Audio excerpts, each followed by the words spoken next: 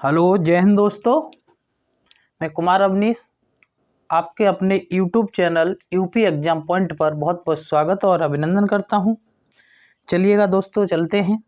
और ये हमारी जो क्लास है भारतीय संविधान की क्लास है, जिसमें हमारा जो टॉपिक होगा वो आज हम नया टॉपिक शुरू करेंगे, मौलिक अधिकार। ठीक है दोस्तों, तो हम शुरू करेंगे। क्या शुरू करेंगे? मौलिक अधिकार।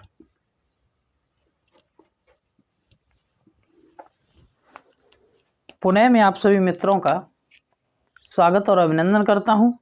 साथ ही आपको बता दूं एक बार फिर से कि हम जो शुरुआत करने जा रहे हैं टॉपिक की, ये हमारा टॉपिक होगा मौलिक अधिकार। जैसा कि आपको पता है कि मौलिक अधिकारों की हम अगर बात करें कि भारत के परिप्रेक्ष्य में मौलिक अधिकारों की बात कब की गई थी, तो देखिएगा 1928 की नेहरू रिपोर्ट में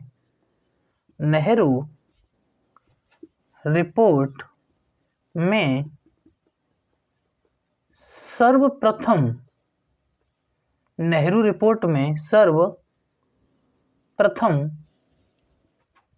मौलिक अधिकारों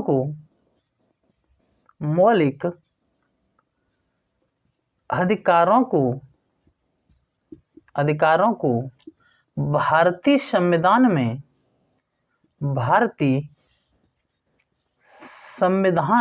में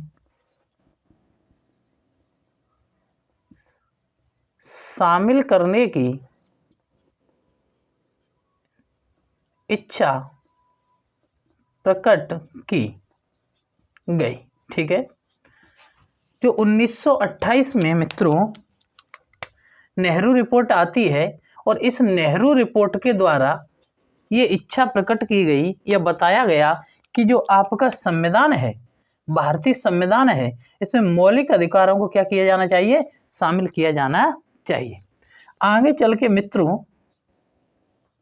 1931 के कराची अधिवेशन में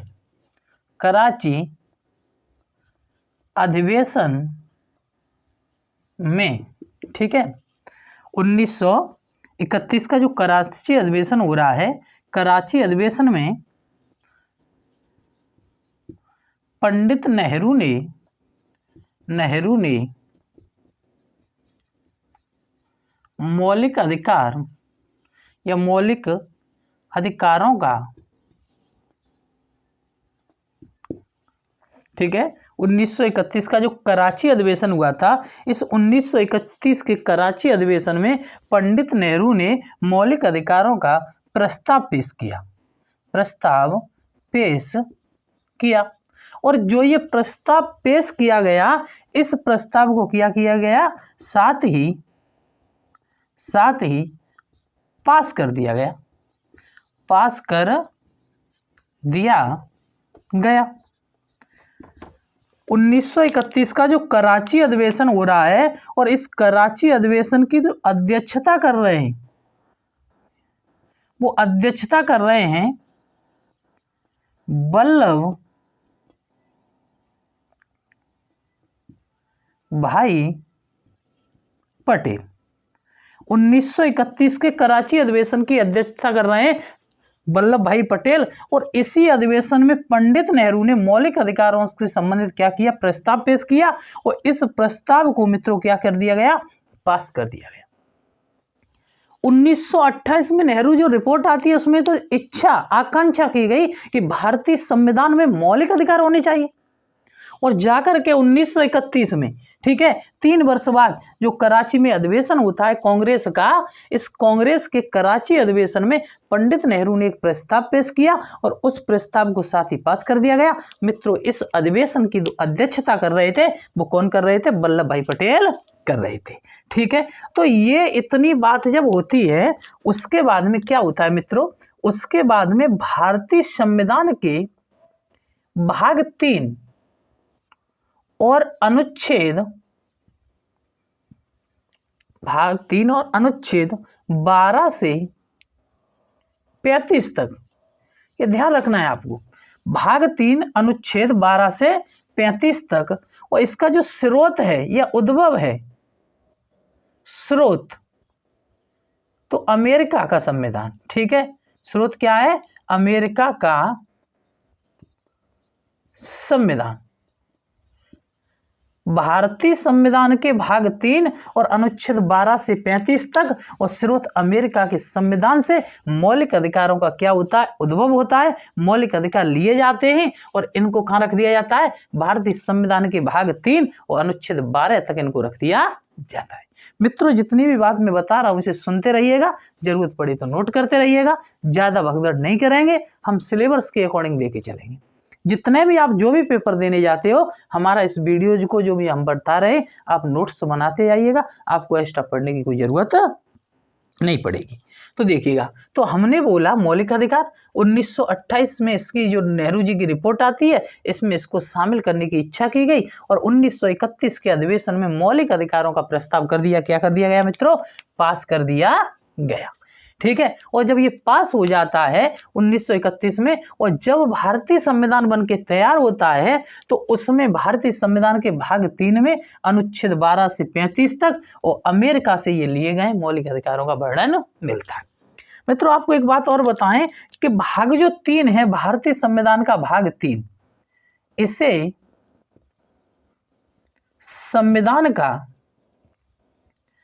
संविधान का मैग्ना कार्टा कहा जाता है। क्या कहा जाता है? मैग्ना कार्टा कहा जाता है।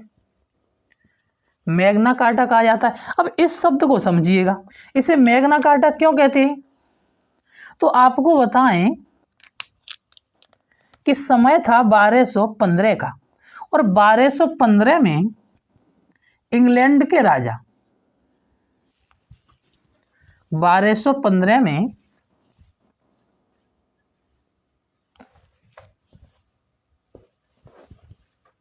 जो इंग्लैंड के राजा थे, इंग्लैंड के शासक किंग जॉन ने, इंग्लैंड के शासक किंग जॉन ने सामंतों के दबाव में आकर के अपने नागरिकों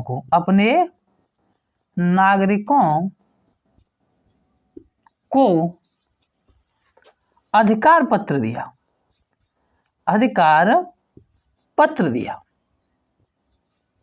जो इंग्लैंड के राजा थे किंग जॉन, उनने जब सामंतों ने उन पर दबाव बनाया कि जनता को कुछ नागरिक चाहिए, कुछ स्वतंत्रताएं चाहिए, तो उनने क्या किया कि 1215 में एक अधिकार पत्र दिया, और इसी अधिकार पत्र को क्या कहते हैं? मैग्ना कार्टा कहा जाता है। मित्रों, अभी हम बेसिक बातों पे चल रहे, इन बातों को अच्छे से समझिएगा। भारतीय संविधान के भाग 3 में अनुच्छेद 12 से 15 तक अमेरिका से लिए गए, क्या लिए गए? मौलिक अधिकार लिए गए। भारत के परिप्रेक्ष्य में अगर बात करते हैं तो 1928 में इनकी बात की गई, और 1931 में प्रस्ताव पास कर दिया गया कि हाँ, भारतीय संविधान में मौलिक अधिकार होने चाहिए। ठीक है, चलते हैं मित्रों, इतनी बात ध्यान रखना, आगे चलते हैं।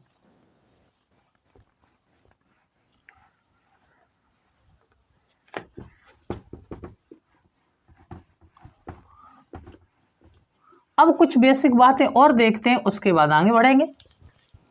तो देखिएगा, सबसे पहले इनका उद्देश्य क्या है? उद्देश्य, ठीक है, ये बेसिक बातें हैं। तो ये क्या दिलाते हैं? ये नागरिकों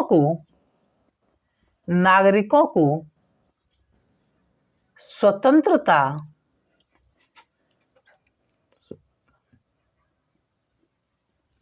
ये नागरिकों को स्वतंत्रता दिलाते हैं, स्वतंत्रता दिलाते हैं। भारतीय संविधान में जो मौलिक अधिकार हैं, ये क्या करते हैं? नागरिकों को स्वतंत्रता दिलाते हैं। अगर किसी नागरिक के मौलिक अधिकारों का शोषण हो रहा है, तो वो व्यक्ति क्या करेगा? न्यायालय जा सकता है। तो फिर क्या कहोगे? ये न्याय योग्य है, अर्थात इन्हें न्यायालय द्वारा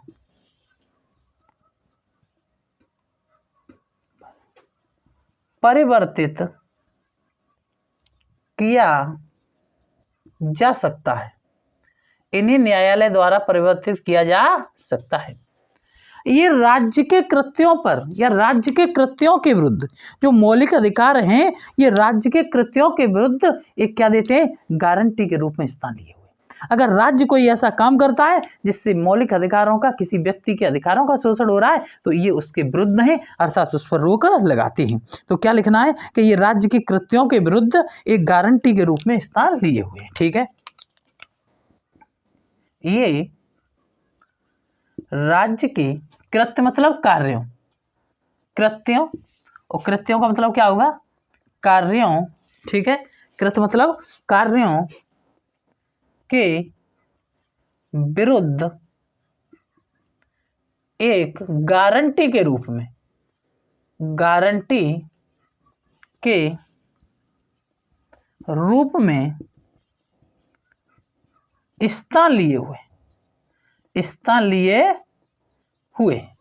ठीक है मित्रों, आपको मैंने बताया कि मौलिक जो अधिकार हैं ये नागरिकों को स्वतंत्रता दिलाते हैं, ये न्याय योग्य अर्थात इन्हें न्यायालय द्वारा परिवर्तित किया जा सकता है।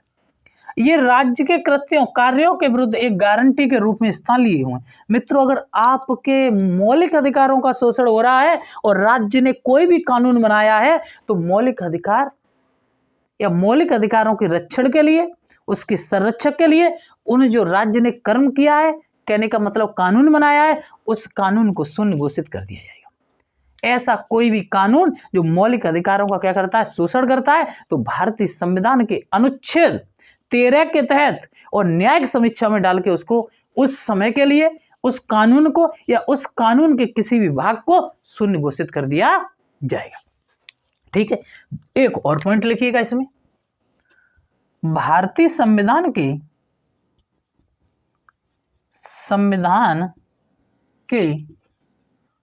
अनुच्छेद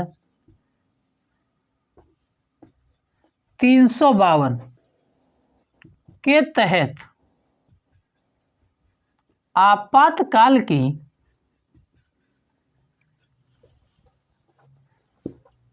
घोषणा होने पर भारतीय संविधान के अनुच्छेद 352 के तहत आपातकाल की घोषणा होने पर अनुच्छेद 358 और 359 के प्रावधानों के तहत मौलिक अधिकार निलंबित क्या हो जाते हैं, निलंबित कर दिए जाते हैं। आपको यह बात ध्यान रखनी है कि अगर अनुच्छेद 352 के तहत आपातकाल की उद्घोषणा कर दी गई है, तो अनुच्छेद 358 और अनुच्छेद 359 ये कहता है कि व्यक्ति के मौलिक अधिकार क्या कर दिए जाएंगे, उस वक्त छीन लिए जाएंगे, निलंबित कर दिए जाएंगे। छोड़कर किन को छोड़कर, तो अनुच्छेद 20 और 21 को छोड़कर। जो अनुच्छेद 20 और 21 में बात की गई है, इसको छोड़ करके आपके मौलिक अधिकारों का आपातकाल के समय क्या कर दिया जाएगा, निलंबित कर दिया जाएगा। जैसे कि मैं बात करूं अनुच्छेद 20, इसमें क्या है, ठीक है, और अगर मैं बात करूं अनुच्छेद 21, ऐसा क्या है इनमें जो कि ये निलंबित नहीं होंगे और सभी मौलिक अधिकार क्या कर दिए जाएंगे, आपके निलंबित कर दिए जाएंगे। ठीक है, अब ये जो इनकी बात कही गई है, जैसे कि अनुच्छेद 21 की बात करें तो अनुच्छेद 21 क्या कहता है, प्राण एवं देह की स्वतंत्रता। अच्छा, किसी भी कंडीशन में क्या आप किसी व्यक्ति के प्राण ले सकते हो? आप किसी व्यक्ति के प्राण नहीं ले सकते, क्योंकि आपको प्राण लेने का अधिकार नहीं, तो इनको नहीं छीन सकती। लेकिन मैं एक बात बताऊं कि युक्त प्रबंधन के द्वारा इनको भी छीना जा सकता है। अगर किसी व्यक्ति ने ऐसा कोई अपराध किया है कि उसको सजा होनी चाहिए, उसके प्राण लेना चाहिए, तो कानून बना करके उसका ये भी अधिकार छीन लिया जाएगा। ठीक है मित्रों, बात करें अगर कि ये जो अधिकार हैं, ये मौलिक अधिकार कैसे प्राप्त होते हैं, किसी व्यक्ति को कब प्राप्त होते हैं, तो ये नागरिकों को जन्म से प्राप्त होते हैं, जन्म से प्राप्त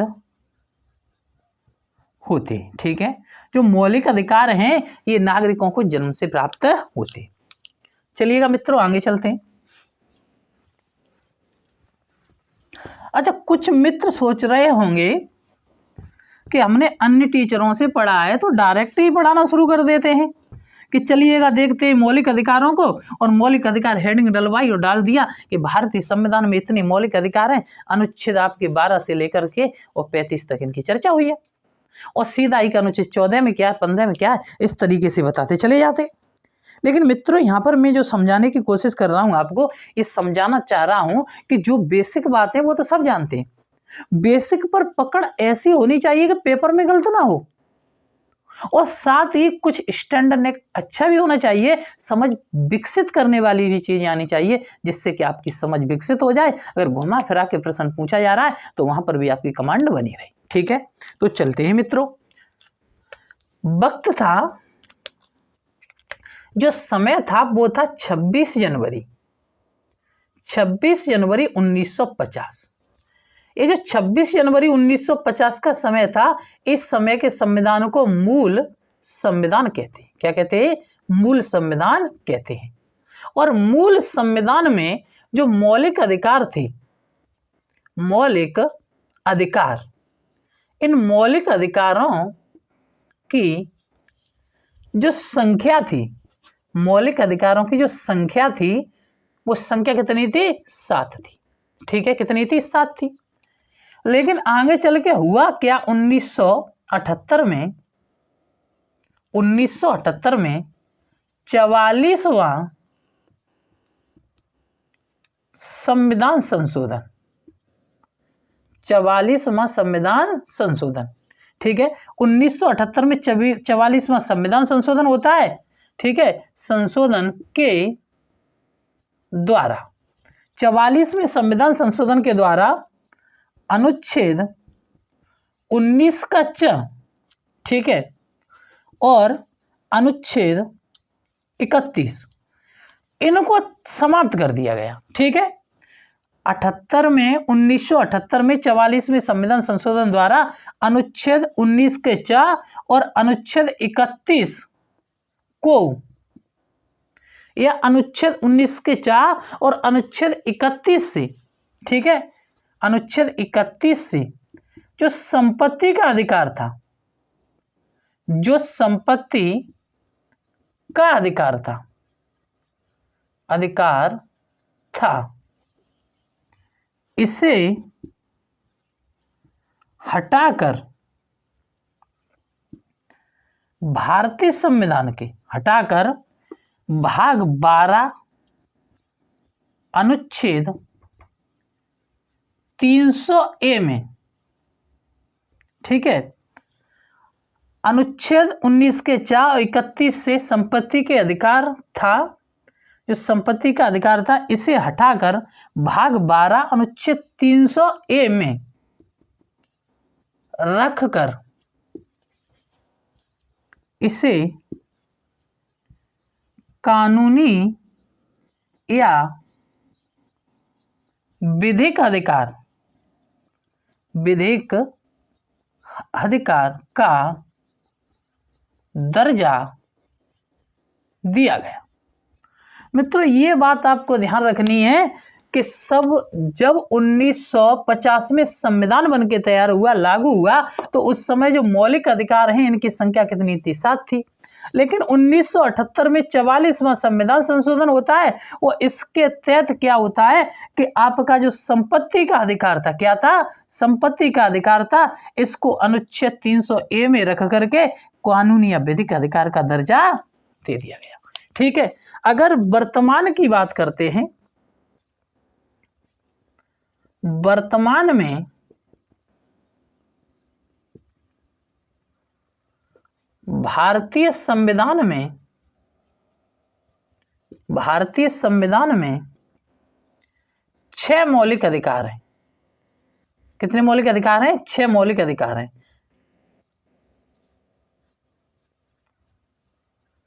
मौलिक अधिकारों की संख्या कितनी है? 6।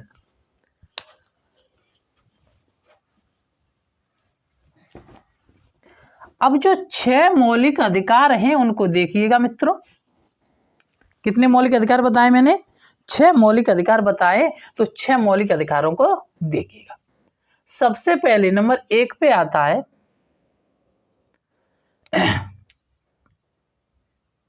समानता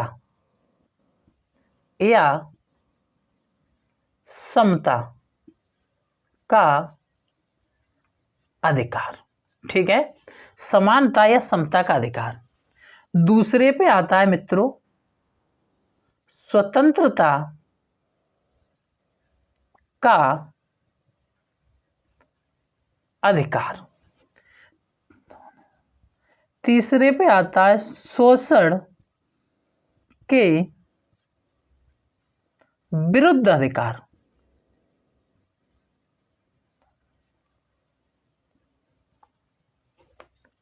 ठीक है, चौथे पे आता है धार्मिक स्वतंत्रता का अधिकार। पांचवें पर आता है आपका संस्कृति और शिक्षा का अधिकार। और छठवें पे आता है आपका संवैधानिक उपचारों का अधिकार।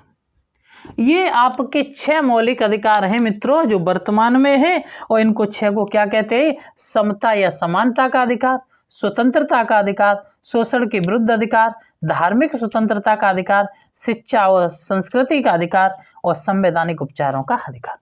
अब मित्रों यहाँ से बेसिक क्वेश्चन भी पूछ लेता है कि ये बताओ जो आपका समानता का अधिकार है वो कितने अनुच्छेद में है? तो 14 से लेकर 18 तक है। अब यहाँ पर एग्जाम में ये भी पूछा गया कि 14 से 18 तक कितने अनुच्छेदों में? तो मित्रों 14, 15, 16, 17, 18। तो यहाँ पर 5 अनुच्छेद आपको बताने होंगे। इस तरीके से भी क्वेश्चन पूछा गया। अब ये जो स्वतंत्रता का अधिकार है ये अनुच्छेद 19 से 22 तक है। शोषण के विरुद्ध अधिकार आपका 23 और 24 में है। धार्मिक स्वतंत्रता का अधिकार आपका 25 से लेकर 28 में है। शिक्षा और संस्कृति का अधिकार आपको अनुच्छेद 29 और 30 में है। और 31वां जो अनुच्छेद था, 31वां अनुच्छेद, यही तो इसी में तो संपत्ति का अधिकार जो था जो हटा दिया गया। और संवैधानिक उपचारों का जो अधिकार है वो आपका अनुच्छेद 32 में है। और इसी अनुच्छेद 32 को डॉक्टर भीमराव अंबेडकर ने क्या कहा है? संविधान की आत्मा कहा है। आपसे प्रश्न पूछता है कि बताइएगा अनुच्छेद 32 को संविधान की आत्मा किसने कहा है? तो डॉक्टर अंबेडकर ने कहा है। और अगर पूछता है प्रस्तावना को संविधान की आत्मा किसने कहा है? तो ठाकुरदास भार्गव ने कहा है। किसने कहा है? ठाकुरदास भार्गव ने कहा है। चलिएगा मित्रों आगे देखते हैं। तो इतनी बात आपको ध्यान रहेगी। मैंने बात की है 26 जनवरी 1950 को संविधान में कितने? 7 मौलिक अधिकार थे। मौलिक अधिकार बोल दे या मूल अधिकार बोल दे, लेकिन 44 में संविधान संशोधन द्वारा 1978 में संपत्ति के अधिकार को विधिक या कानूनी अधिकार बना करके और भाग 3 से हटा के भाग 12 में रख दिया गया। साथ ही 31 और 19 के 4 से हटा करके अनुच्छेद 300A बना दिया गया। और अब वर्तमान में अगर देखा जाए, वर्तमान में मौलिक अधिकारों की अगर संख्या पूछता है तो मित्रों मौलिक अधिकारों की संख्या कितनी है? 6 है या 6 है?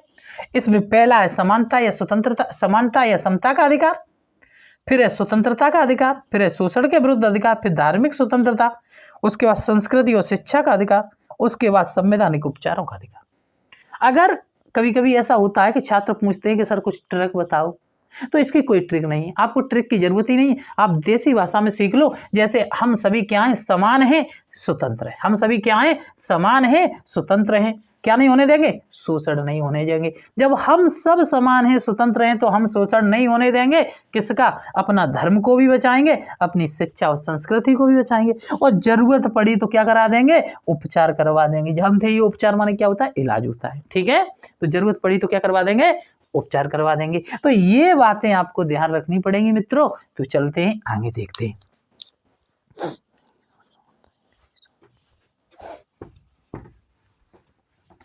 अब हम यहां पर देखेंगे पहला मौलिक अधिकार, और पहला मौलिक अधिकार है वो क्या है हमारा, समानता और समता का अधिकार। तो हम यह बात करेंगे किसकी, अनुच्छेद 14 की। किसकी बात करेंगे मित्रों, अनुच्छेद 14 की। और अनुच्छेद 14 क्या कहता है, तो अनुच्छेद 14 कहता है विधि के समक्ष समानता या विधियों का समान संरक्षण।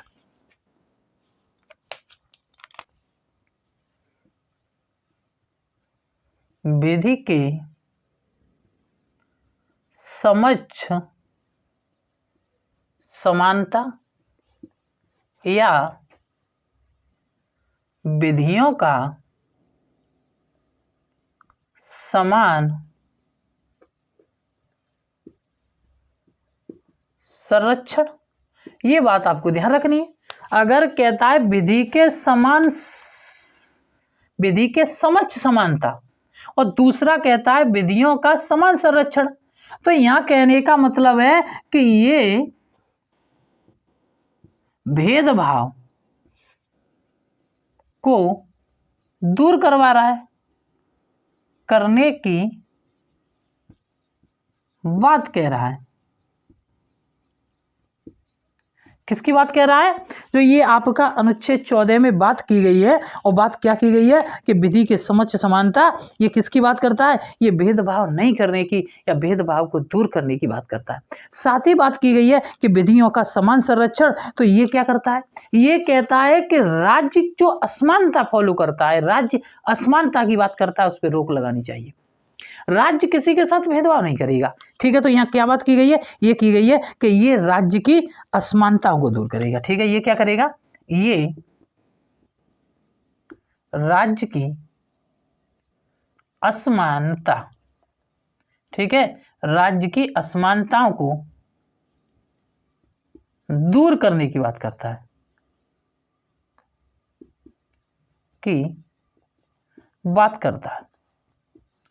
ये भेदभाव को दूर करने की बात कर रहा है, लेकिन ये राज्य की असमानताओं को दूर करने की बात कर रहा है। अब ये वाली जो बात की गई है मित्रों, ये वाली, ये कहां से ली गई है और ये बात कहां से ली गई है, ये भी प्रश्न पूछता है कि ये बताओ विधियों के समान संरक्षण की जो बात की गई है वो कहां से की गई है, और विधि के समक्ष समानता की बात की गई है वो कहां से की गई है।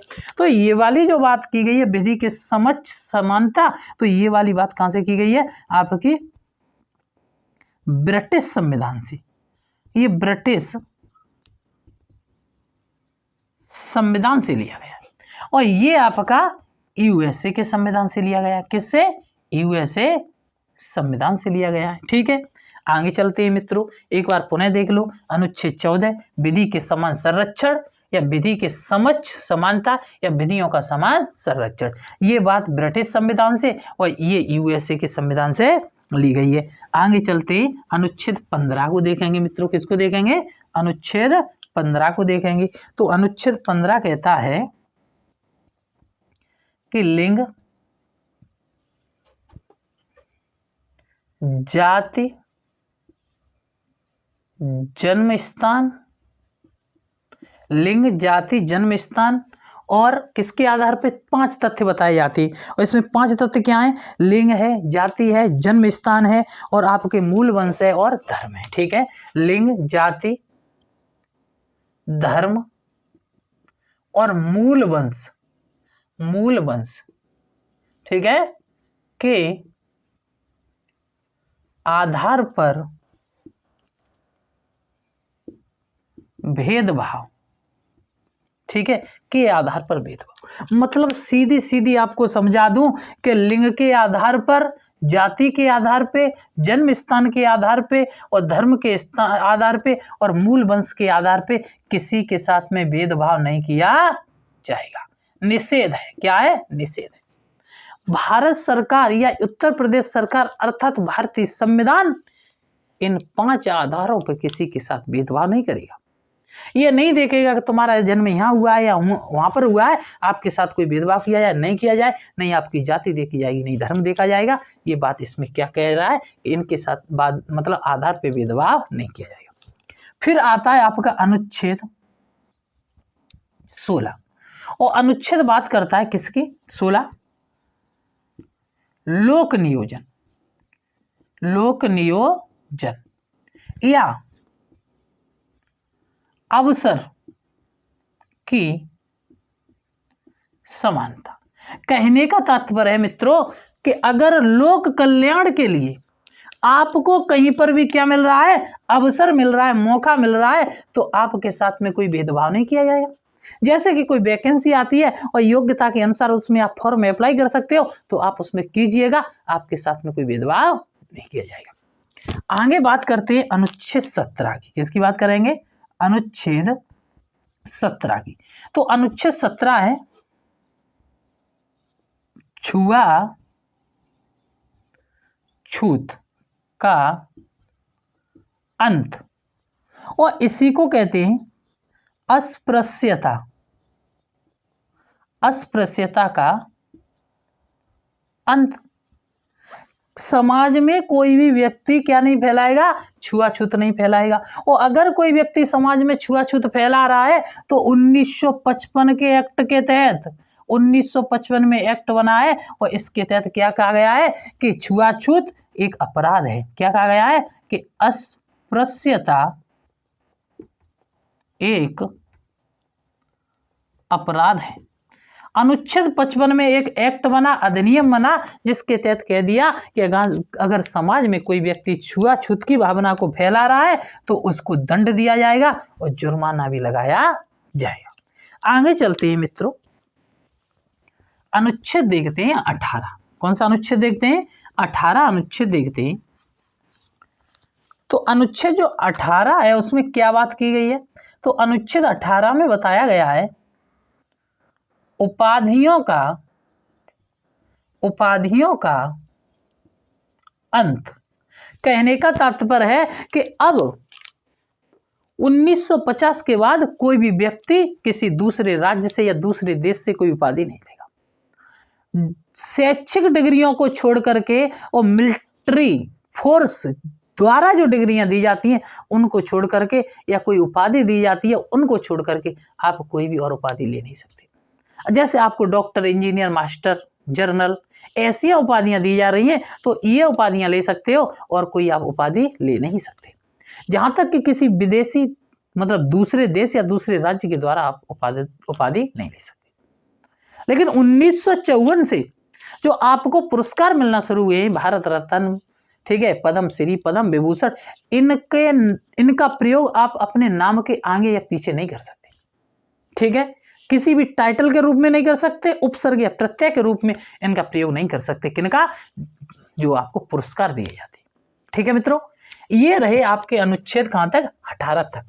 आज के वीडियोज में मित्रों में इतना ही आपको पढ़ाऊंगा और नेक्स्ट पार्ट आएगा, कम से कम 3 पार्ट लेके आऊंगा, क्योंकि इतना ज़्यादा वीडियोज नहीं बनाऊंगा जिससे आप देखने में क्या हो जाओ, बोर हो जाओ। मैं स्लो मोशन में आराम से चलेंगे और इसमें क्या करना है आपको, इसमें मैंने आज के वीडियो में अनुच्छेद 18 तक बताया।